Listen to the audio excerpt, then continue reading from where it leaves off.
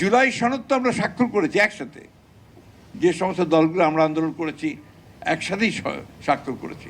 বিরোধী দলে যারা আছেন তারা অনেকে বিভিন্ন রকম মুখরোচক কথা বলে আপনার জনগণকে আপনার উত্তেজিত করবার চেষ্টা করছেন। আল্লাহর কাছে অশেষ রহমত, আল্লাহর অশেষ রহমত যে আমরা আমাদের সন্তানদের জীবনের বিনিময়ে, রক্তের বিনিময়ে আমরা 24শে জুলাই থেকে শুরু করে 5ই আগস্টের মধ্যে একটা রক্তাক্ত ছাত্রগণ অভ্যুত্থানের মধ্য দিয়ে সেই সুযোগটা আমরা পেয়েছি।